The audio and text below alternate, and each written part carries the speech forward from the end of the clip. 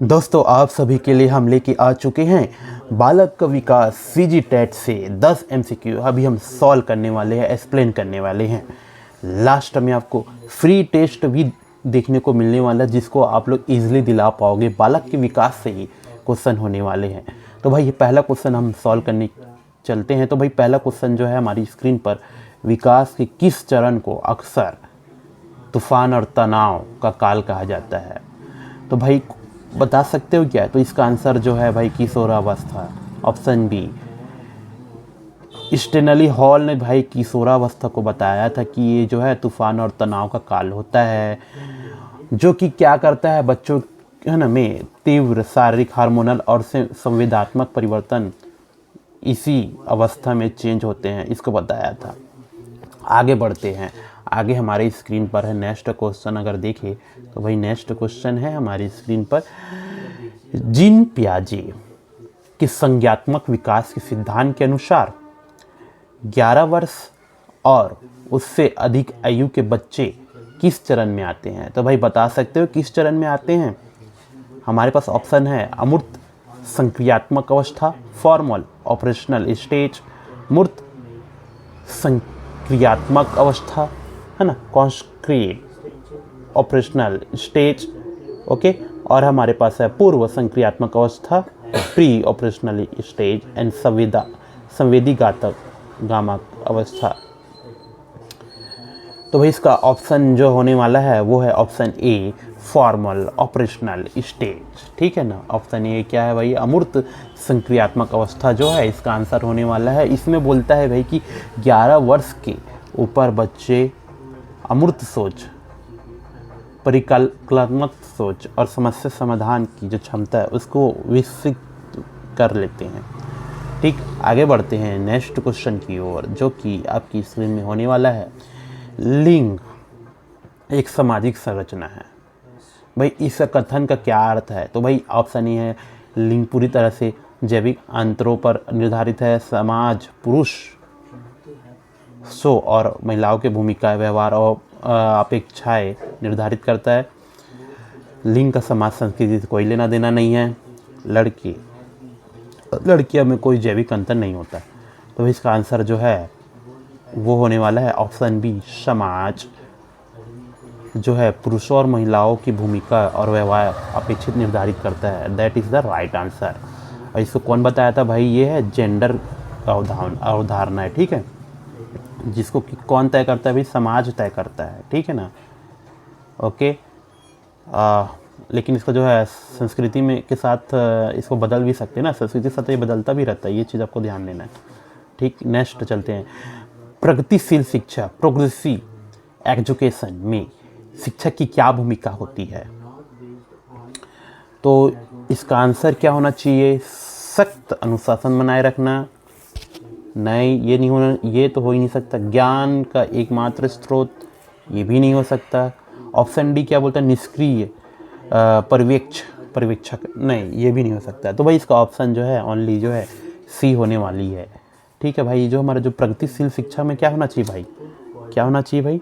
प्रगतिशील शिक्षा में हमारा जो है एक सुगमकर्ता और मार्गदर्शक होना चाहिए। ठीक है, जिसमें क्या है बच्चे जो है स्वयं से सीखे, एनालिसिस करे और ज्ञान का निर्माण है ना करने में मदद करे। ठीक है, ओके। नेक्स्ट क्वेश्चन जो रहेगा हमारी स्क्रीन पर वो है 5वां, जो कि बोलता है हार्वर्ड गार्डनर के बहुब्रीही सिद्धांत, मल्टीपल इंटेलिजेंस थ्योरी के अनुसार जो लोग दूसरे की भावनाओं, व्यवहारों और प्रेरणाओं को अच्छी तरह समझते हैं, उनमें कौन सी बुद्धि अधिक होती है? बताओ भाई। जो कि मतलब मान लो कोई इंसान उसकी भावना, व्यवहार और उसका जो प्रेरणा है उसको समझ जाता है, पहले से समझ जाता है, तो ऐसी जो बुद्धि तो हम लोग क्या कहते हैं भाई? स्थानिक बुद्धि बोलते हैं, भाषाई बुद्धि बोलते हैं, या फिर अंतर व्यक्तित्व बुद्धि, या इसे बोलते हैं इंट्रापर्सनल इंटेलिजेंस, या फिर अंतर व्यक्तित्व बुद्धि। एक है अंतरा और एक है अंत व्यक्तित्व बुद्धि, इंटरपर्सनल इंटेलिजेंस। तो इसका ऑप्शन जो है भाई वो होता है हमारे, इसका ऑप्शन जो है क्या होगा भाई, इसका ऑप्शन जो है डी जो है इसका सही आंसर होना चाहिए ना। यह बुद्धि दूसरों के साथ प्रभावी ढंग से बातचीत करने और उन्हें समझने की क्षमता से, है ना, समझने की क्षमता को बढ़ाता है ना, संबंधित है। ठीक है।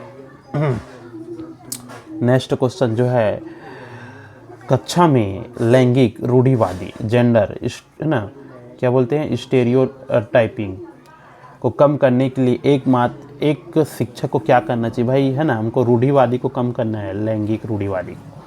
तो शिक्षक को क्या करना चाहिए, लड़कों और लड़कियों के लिए अलग अलग बैठने की व्यवस्था करना चाहिए, लड़कों को रोकने पर डांटने, है ना, डांटना कि लड़के रोते नहीं, लड़कियों को केवल सिलाई और कला के कार्यों में प्रोत्साहन करना, या फिर लड़कों और लड़कियों दोनों को गैर पारंपरिक भूमिकाओं में रखना, जैसे लड़कों को खाना पकाने में।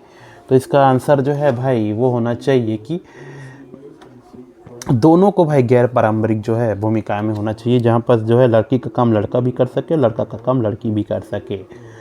यह बच्चों को समझने में मदद करता है और कोई भी काम किसी विशिष्ट लिंग से संबंधित नहीं होती है। ठीक है भाई, समझ आ गया होगा। अब जो है नेक्स्ट क्वेश्चन आगे बढ़ते हैं, ऑप्शन, है ना, 7, लेव वायगोत्स्की, मतलब जो हमारे वैज्ञानिक है लेव वायगोत्स्की के अनुसार बच्चों के संज्ञात्मक विकास में सबसे महत्वपूर्ण कारक क्या है। तो भाई संज्ञात्मक विकास में सबसे महत्वपूर्ण कौन सा हो सकता है ना, बता सकते हो क्या। इसमें है पूर्ण वर्णन, अनुवांशिकी, सामाजिक संपर्क और भाषा। तो भाई ऑप्शन जो सी ही हम मुझे यहाँ पर सही दिखाई दे रहा है, क्योंकि भाई जो है बच्चे जो है समाज से जुड़कर, अपनी संस्कृति से जुड़कर ही सबसे ज़्यादा सीखते हैं। नेक्स्ट क्वेश्चन होने वाली है जो कि स्क्रीन पर है 8, एक समावेशी कक्षा इंक्लूसिव क्लासरूम में विशेष आवश्यकताएं वाले बच्चे, मतलब child run with special need को कैसे पढ़ाया जाना चाहिए भाई।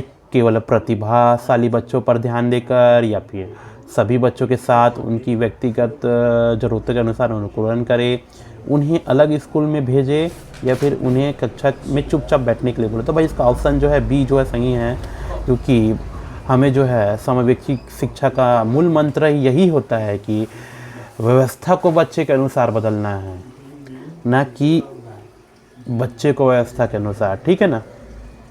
ओके, सभी बच्चे को हमको एक ही क्लास में एक ही समव्यक्ति शिक्षा देना है, समान शिक्षा प्रदान करनी है। ओके, अब हमारा जो है, ठीक है, 9th क्वेश्चन आ गया स्क्रीन पर। बुद्धि लब्धि आईक्यू का सूत्र क्या है भाई। आईक्यू का सूत्र तो वैसे तो सबको पता होना चाहिए, मानसिक आयु अपॉन वास्तविक आयु इंटू 100 MA/CA/100। ये जो है इसका जो है सही है। इसको किसने दिया था भाई, स्टर्नल और टर्मन द्वारा इस सूत्र को दिया गया था। लास्ट क्वेश्चन आपकी स्क्रीन पर होने वाला है, जो कि सतत और व्यापक मूल्यांकन का उद्देश्य, मुख्य उद्देश्य क्या होना चाहिए भाई।